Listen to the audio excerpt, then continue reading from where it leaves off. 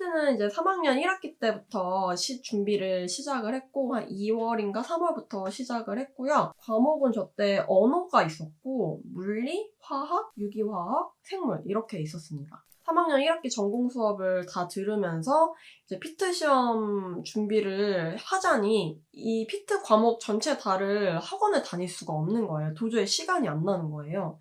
그래서 5과목 중에 제일 양이 많기로 소문난 생물만 학원을 다니게 됐습니다. 그리고 또 이거 어떻게 들었냐? 새벽반 6시 반 수업이었어요. 그때 당시 박선우 선생님이었어요.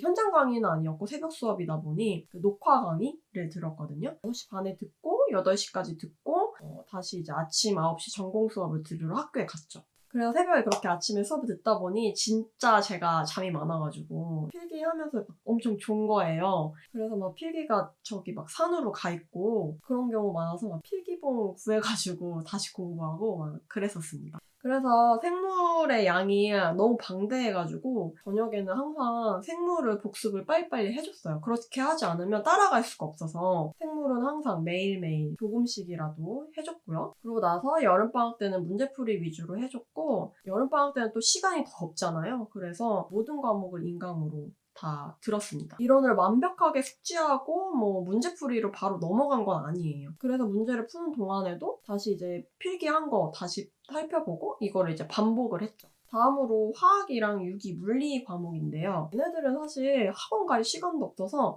이론부터 다 인강으로 시작을 했어요. 인강으로 한다고 하더라도 이제 학기 중 3월부터 5월까지는 인강도 다 못 들은 거예요. 제가 한 반을 각 과목당 반씩밖에 못 들었나 해서 나머지 반은 이제 여름방학 때 6월, 7월, 8월에 시험 보기 직전까지 그때까지 이제 이론 다시 정리하고 문제풀이하고 문제풀이 할 수 있는 기간이 매우 짧았어요. 그나마 다행인 건 대학 수업에서 일반 물리랑 일반 화학 이런 것들을 미리 배웠어서 좀 수월했던 것 같아요. 그래서 이 모든 과목들을 6월, 7월, 8월에 진짜 초집중을 해서 공부를 했습니다. 그때는 정말 제가 사람의 몰골이 아니었어요. 도서관 같은 데를 안 가고 화장도 안 하고 그냥 안경 끼고 그냥 편하게 공부하는 스타일이어가지고 거의 방학 때는 집 밖에 안 나갔어요. 막 화장실 가는 시간도 솔직히 아까워가지고 막 빨리 갔다 오고 막 그랬거든요. 저는 예전부터 공부 스타일이 그냥 책만 이렇게 쭉 보는 게 아니고 배운 것들을 어떤 한 노트, 나만의 노트를 만들어서 거기 안에다가 모든 정보를 내 손으로 다 정리하는 스타일이에요. 단권화라고 하죠. 이 단권화를 시켜서 그게 완성이 되면 그걸 계속 무한반복해서 보는 거예요. 그렇게 진짜 힘들게 열정적으로 공부를 해서 8월 말에 이제 시험을 쳤습니다. 그리고 단기간에 제가 만족할 만한 성과를 낸 것 같아요. 점은 아니지만 그래도 상위권에 해당하는 성적을 받을 수 있었습니다. 근데 이제 지금 생각해도 3학년 이제 2, 3월부터 시작해서 8월 말에 시험 보는데 너무 단기간으로 이렇게 잡아서 시작한 건 좀 제가 생각하기에도 무모했던 것 같아요.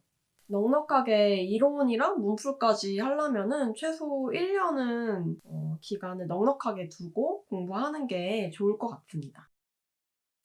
다음으로 면접이랑 자소서 얘기해드릴게요. 자소서는 서울대 약대 말고도 서울대를 지원하시는 분들한테 중요할 수 있는 내용인데 서울대는 이제 리더십을 굉장히 중요하게 여기는 것 같아요. 그래서 이제 그 자소서 쓸 때에도 리더십이나 자기 자신만의 비전 이런 것들을 잘 드러나게 쓰는 게 좀 중요하고요. 예를 들어서 내가 뭐 전에 과에서 뭐 과대표를 했다 이런 것도 굉장히 좋은 방향으로 쓸 수 있잖아요. 뭐 내가 동아리를 창단을 해서 이런 활동을 했다 이런 것도 어필할 수 있으면 좋을 것 같아요. 그리고 또 약대를 왜 지원했는가 그런 지원 동기에 대해서 쓸 때도 자기 신념이랑 생각이 잘 드러나도록 쓰는 거? 이게 되게 중요한 것 같아요. 그런 자소서, 그러니까 솔직하게 쓴 자소서들이 뭔가 교수님들이 보기에 좀 더 감동적으로 느끼시는 것 같더라고요. 혹시 잘 모르겠으면 서울대 홈페이지 아니면 서울대 약대 홈페이지에 들어가시면 그 학교가 원하는 인재상 혹은 교육 이념, 교수님들이 지금 연구하시는 분야 이런 거에 대해서 좀 자세히 잘 나와 있거든요. 이런 거를 좀 참고하시면 좋을 것 같아요.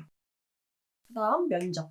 면접은 제가 그때 서류 전형 1차 통과하고 우선 선발이 돼서 일반 선발과는 조금 달랐어요. 그래서 제 경험이 별로 크게 도움이 안 되실 수도 있는데 우선 선발은 나중에 알고 보니 그 일반 선발과 다르게 조금 면접 문제도 달랐더라고요. 인문학적인 그런 문제여서 좀 당황했던 것 같아요. 대기하다가 문제를 받고 어떤 큰 방으로 들어가서 15분 동안 문제 풀 시간을 주거든요. 4명인가 5명씩 잘라서 이제 한꺼번에 다 면접을 봤거든요. 그래서 그렇게 간단하게 면접 보고 그러고 나왔습니다. 그리고 면접 볼 때 겨울이잖아요. 지금은 약대 신약개발센터라고 지어져서 되게 좋은 건물이 생겼는데 제가 약대 면접 볼 당시에는 20동, 21동 건물이 되게 옛날 건물이라 추워요. 거기서 이제 면접을 봤거든요. 근데 그 당시에 이제 제가 서울대 약대 면접 복장에 대한 정보가 전혀 없어서 대기업 면접 복장을 쳐봤죠. 그래서 이제 거기에 맞게 포멀하게 입고 갔어요. 검정 자켓에 흰색 블라우스, 검정 치마, 그 커피색 스타킹, 검정 구두 이렇게 신고 갔거든요. 그리고 코트도 이제 거기에 맞춰서 입다 보니까 좀 얇은 걸 입고 갔죠. 근데 진짜 너무 추운 거예요. 그래서 제가 대기실에서 막 너무 추워서 떨다가 주변 애들은 어떻게 입고 왔나 이렇게 봤죠. 저처럼 입고 온 친구들도 물론 몇 명 있었지만 거의 대부분이 굉장히 따숩게 입고 온 거예요. 다 단정하게 입고 왔는데 코트도 조금 두꺼운 거에 바지가 슬랙스도 있고 뭐 치마를 입더라도 그 스타킹은 그냥 타이즈 좀 두꺼운 검정 타이즈 같은 거 따뜻하게 다들 입고 왔더라고요. 구두도 플랫 이런 거 다 편하게 신고 오고. 대기업 면접도 아니고 학생들이다 보니 조금 복장은 청바지 이런 것까지는 아니더라도 그래도 단정하게 따뜻하게 입고 가면 되겠구나 라고 생각했습니다. 그래서 입학을 하고 보니 정원이 이제 63명 정도였는데 그 중에서 남녀의 비율은 저희 학번이 이제 성별 파괴 학번이긴 한데 남자 학우가 한 6, 7명 정도 되고 나머지는 다 여자 학우들이었어요. 그리고 나이를 되게 궁금해 하시더라고요. 나이대가 어떻게 되냐, 뭐 30대도 있냐 이런 거 많이 물어보시는데 그 당시 나이 마지노선이 그 당시에 25살 그리고 평균적으로 21살에서 22살이었습니다. 그리고 학교 비율은 서울대가 30에서 40% 정도였고 나머지는 연대, 고대, 포항공대, 카이스트 이렇게 있고 그리고 서강대랑 부산대도 있었어요. 여기까지 피트 준비부터 이제 서울대 약대 들어가기까지 제 딴에는 그래도 상세하게 말씀드린다고 영상을 찍었는데 도움이 되셨을지 모르겠어요. 그럼 안녕.